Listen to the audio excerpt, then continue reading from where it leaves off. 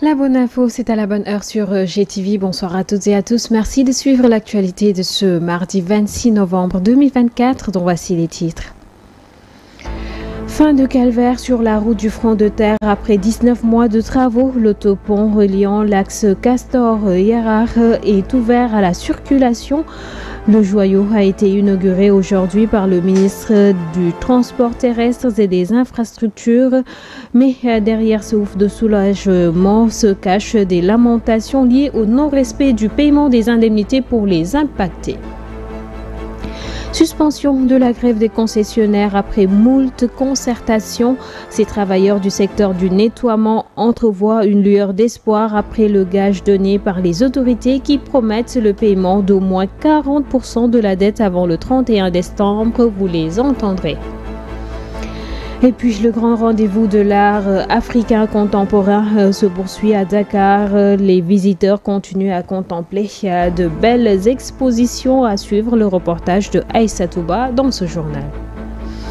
À 5 jours de la commémoration des 80 années du massacre de Thiaroye au Sénégal, 5 députés français ont demandé ce mardi la mise en place d'une commission d'enquête pour faire la lumière sur cet épisode sanglant de l'histoire coloniale. Les détails dans un instant dans ce journal que nous allons développer juste après ceci.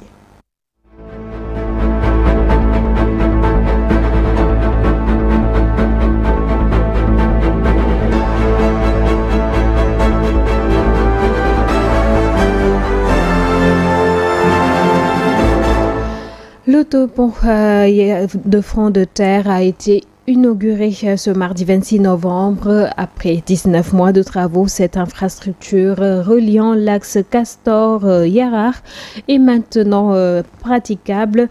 Un ouf de soulagement pour les automobilistes. Le ministre des Transports terrestres et aériens et des Infrastructures, El Malik Ndiaye, a procédé à l'inauguration. Voici quelques propos recueillis par Ndella Ndiaye et Pape Nartegay.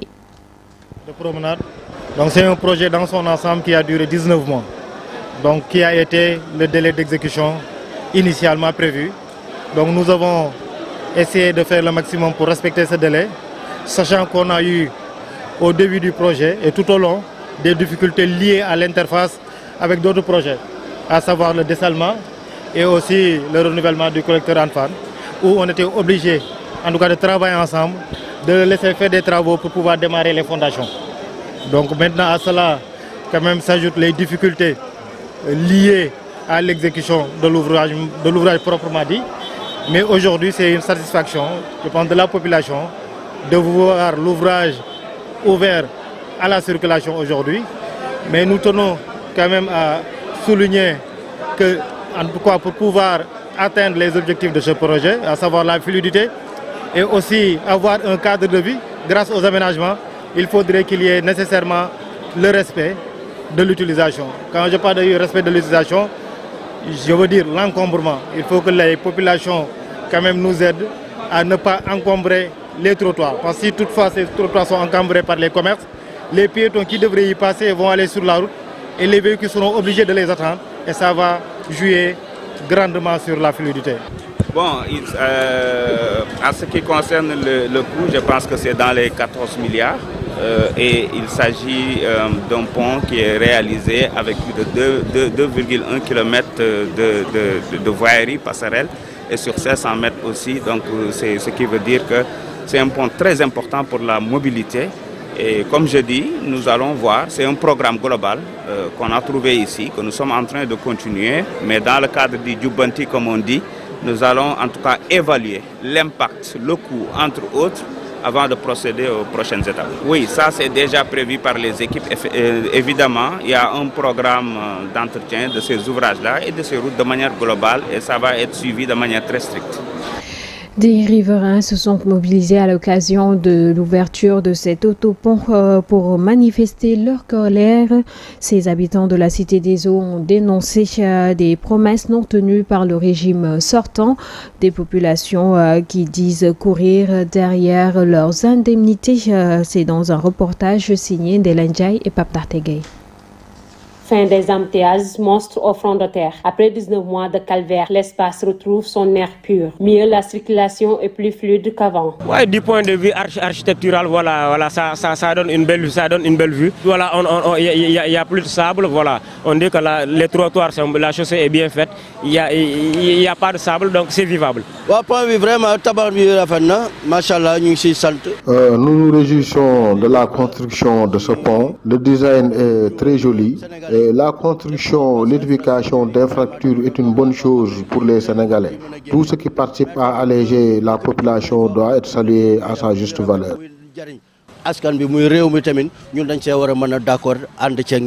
Derrière ce joyeux se cache un chapelet de lamentation. Les impactés disent courir toujours derrière des indemnisations, une promesse non respectée par l'ancien régime remise sous la sellette par des populations. L'acte de notre activité d'aujourd'hui, c'est parce qu'on nous a impacté par rapport au autopont. Vous avez vu, il y a pas mal de magasins qui sont là. Tous les magasins étaient fermés par rapport au autopont. C'est pour cela qu'on est en train de souligner notre colère par rapport à l'État. C'est parce qu'on est content de l'autopont, mais on n'est pas content de l'État par rapport à nos activités. Vous avez vu, parce que toutes nos activités sont bloquées, parce qu'il y a l'autopont qui est là. Au début, il avait mis des barbelés, les clients ne pouvaient plus accéder. Bon, dans ce cas, on n'a pas vu Matière Sénégal ni Ageroute pour pouvoir leur dire ce qu'on a dans le cœur. Il nous a impacté significativement. D'autant plus que la cité est une cité fermée. Nos parents habitent ici juste après les indépendances. C'était une cité fermée. Voilà, il y avait des véhicules qui entraient dans la cité des hommes, mais à nombre réduit. Mais on sait que voilà, au début des travaux, il y a une déviation qui a été faite dans la cité. Imaginez avec la déviation dans une petite cité de 54 maisons, vous voyez voilà l'impact l'impact nuisible que ça fait. En attendant, une épine du pied des riverains et automobilistes du front de terre est enlevée après l'inauguration de cet autopont. Néanmoins, les usagers demandent plus d'entretien pour préserver cette nouvelle infrastructure. Le collectif des concessionnaires du nettoiement du Sénégal sursoit leur mouvement d'humeur. Face à la presse, ce mardi, ils font part des décisions prises par les autorités en charge de leur secteur suite à une concertation. Parmi ces décisions, il s'agit notamment du paiement d'au moins 40% de la dette avant le 31 décembre et également de la mise en place d'un plan d'appurement complet du solde de la dette au plus tard le 31 mars 2025. Voici leurs propos qui ont été recueillis par Mama Wassal et Serignan. À l'issue des rencontres qu'on a hier avec les autorités, en l'occurrence le directeur général de la SONAGED et le directeur général du budget, procéder au paiement d'au moins entre 40 et 50% de la dette avant le 31 décembre 2024. Mettre en place un plan d'appurement complet du solde de la dette au plus tard le 31 mars 2025. Si conscient des impératifs liés au service du nettoiement, nous avons décidé de reprendre ce jour nos prestations sur l'étendue du pays et assurons toute notre confiance aux autorités quant à la bonne diligence et exécution de ce plan proposé et consigné sur procès verbal. 32 personnes de nationalité malienne, burkinabé et sénégalaise ont été interpellées dans le parc national de Niokolo-Koba. Ces individus s'adonnaient à l'exploitation illicite de l'or. Ces arrestations entrent dans la logique des orientations des nouvelles autorités par rapport à la réglementation du secteur. Le lieutenant-colonel Paul-Moïse Djedjou, conservateur du parc national Niokolo-Koba, s'est exprimé sur ça au micro de Amadou Diallo. Faire face aux enjeux sécuritaires liés au parc national du Niokolo-Koba. Vous savez, le parc national du Niokolo-Koba est aujourd'hui, vu sa position stratégique, et en phase de certains effectivement délinquants, effectivement dans le cadre de la surveillance et du suivi. Voilà, et dans ce sens, nous avons des éléments qui sont sur le terrain. Mais hier, on était en patrouille de ratissage avec les éléments de la base arrière, avec voilà, de la brigade Hippocrate qui est dans la zone sud-est, voilà, qui a pu déceler effectivement une occupation illicite. Et quand nous étions partis sur le terrain, sur place, nous nous sommes rendus compte effectivement qu'il s'agissait effectivement d'orpailleurs qui occupaient le terrain pendant un certain nombre de moments quand même. Ça, pendant un certain nombre d'années, on peut dire. Parce que quand vous regardez effectivement le modus operandi et ce qu'on a trouvé sur place en termes de dégâts, voilà, cela veut dire que voilà, ils étaient présents dans la zone. Effectivement. Donc hier, on a pu quand même les saisir, les appréhender. Et du coup, il faut savoir qu'ils étaient environ au nombre de 32, et dont effectivement nous avions 15 Burkinabés, 9 Maliens et aussi voilà, des Sénégalais qui étaient au nombre de victimes. Le matériel saisi, on a eu des groupes électrogènes au nombre de 7. On a pu saisir effectivement 14 motos et on a saisi aussi des... Autre activité illicite, le trafic de cocaïne, 235 kg, c'est la quantité de cocaïne saisie à Koungheul par la douane sénégalaise. La contre-valeur totale de la drogue saisie est estimée à 18 milliards 800 millions de francs CFA. Djibril Niane nous en dit un peu plus. Les agents de la brigade de douane de Koungheul, subdivision de Kaffrine, région douanière du centre, ont réalisé ce dimanche 24 novembre vers 10 h une saisie de 210 plaquettes de cocaïne pure d'un poids total de 235 kg. Les tests effectués par les kits de détection de drogue mis à la disposition des unités douanières ont été confirmés par le laboratoire national de la police technique et scientifique. La contre-valeur totale de la drogue est estimée à 18 milliards 800 millions de francs CFA. Cette saisie fait suite à un ciblage d'une pick-up de type L200 monocabine en provenance d'un pays limitrophe. Le contrôle approfondi de la carrosserie du véhicule a permis de découvrir entre les châssis et la benne une cachette aménagée dans laquelle les plaquettes de drogue saisies étaient dissimulées. Le conducteur de nationalité étrangère a été mis aux arrêts. L'enquête suit son cours. Pour rappel, les unités douanières ont saisi entre mars et novembre 2024 un total de 2114 kg de cocaïne sur le corridor Dakar-Kidira, représentant en contre-valeur sur le marché illicite plus de 169 milliards de francs CFA. L'administration des douanes a réaffirmé sa détermination à combattre la criminalité transnationale organisée, notamment le trafic international de drogue.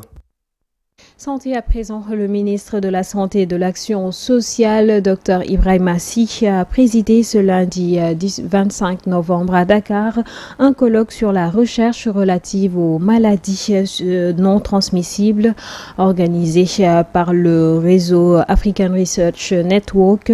Cette rencontre a rassemblé des chercheurs, des experts et des décideurs afin d'aborder les enjeux stratégiques et les opportunités offertes par la recherche scientifique en Afrique. Le ministre est au micro de Mansour Diassé. À ce titre, en organisant cette conférence internationale sur la recherche en Afrique sur les maladies non transmissibles, vous démontrez la claire conscience que vous avez de la place vitale de la recherche dans la lutte contre les MNT.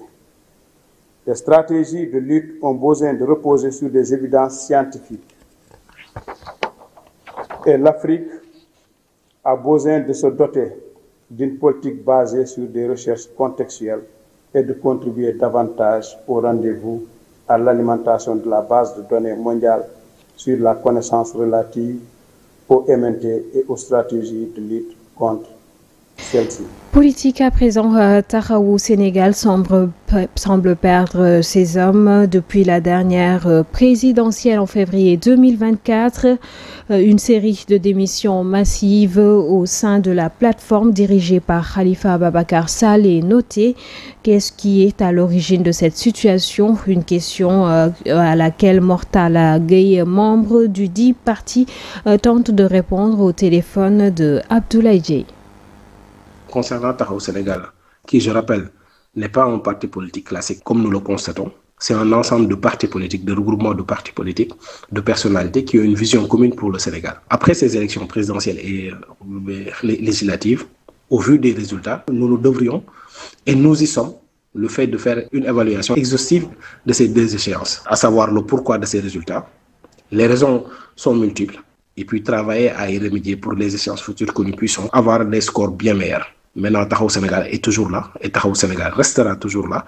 Il sera là, composé toujours d'hommes, de femmes et de jeunes qui ont cette vision commune-là, qui ont un objectif, à savoir le développement du Sénégal, et Inch'Allah, nous y sommes. Il est vrai qu'à Taxawu Sénégal, nous avons enregistré beaucoup de départs, mais cela, c'est inhérent à la vie d'un parti politique, d'une association.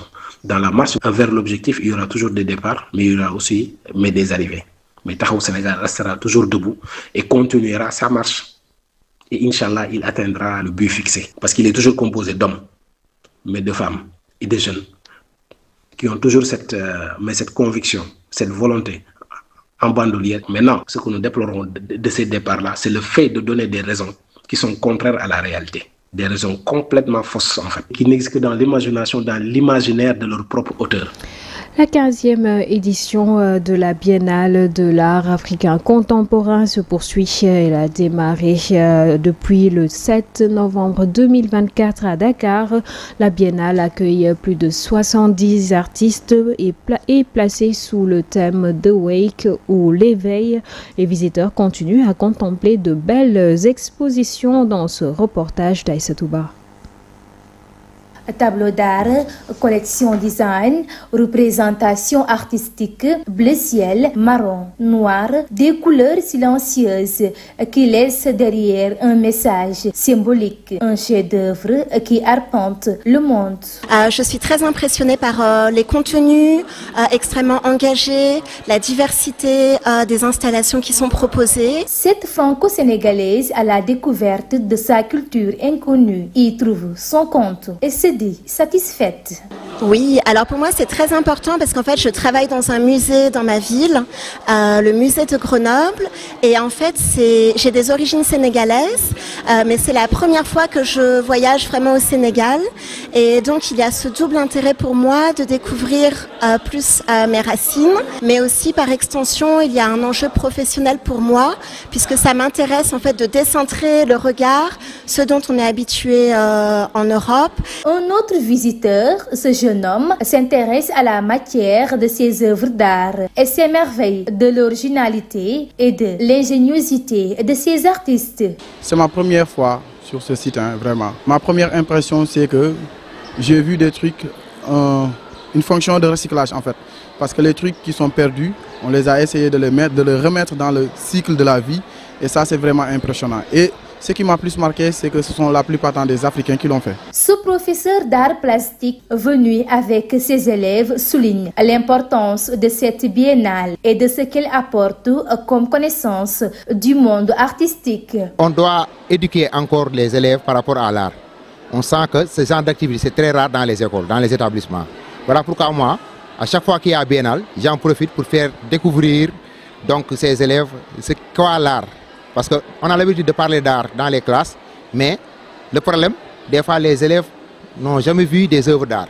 Donc la biennale est une occasion pour mettre les élèves en rapport avec ces œuvres d'art, rencontrer des artistes. Sous le thème The Wake, l'éveil, le sillage, la 15e biennale de l'art africain contemporain, le 7 novembre a vu la participation de plusieurs artistes du continent. Chaque jour, l'ancien palais de la justice accueille une vague de visiteurs à la quête d'une satisfaction de curiosité artistique jusqu'au 7 décembre 2024, date de clôture. Et puis en bref, à 5 jours de la commémoration des 80 années du massacre de Thiaroye au Sénégal, 5 députés français ont demandé ce mardi 26 novembre la mise en place d'une commission d'enquête pour faire la lumière sur cet épisode sanglant de l'histoire coloniale. Quelques représentants du camp présidentiel se faufilent parmi les signataires, mais le texte est surtout défendu par les diverses formations de gauche. Il doit maintenant recevoir le feu vert de la commission compétente. Si c'est le cas, les travaux commenceraient d'ici mars 2025 et les 30 députés de la commission pourraient alors convoquer et auditionner sous serment qui ils veulent, en l'occurrence des historiens, des descendants des victimes du massacre de Thiaroye, mais aussi et surtout des membres du service historique de la défense française. Symboliquement, la proposition de résolution porte le nom d'Ousmane Sembène, ancien tirailleur, cinéaste et écrivain sénégalais réalisateur du film Camp de Thiaroye en 1988.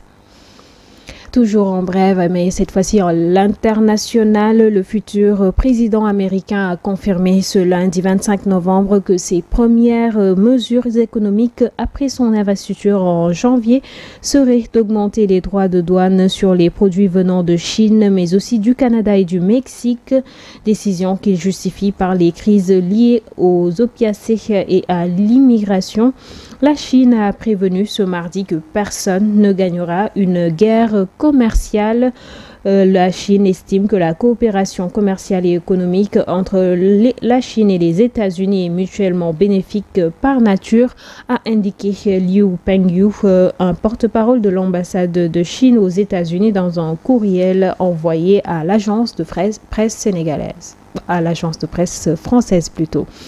Et c'est ce qui met un terme à cette édition du mardi. Merci de l'avoir suivi et excellente suite de programmes en compagnie de Joy TV. Bonsoir.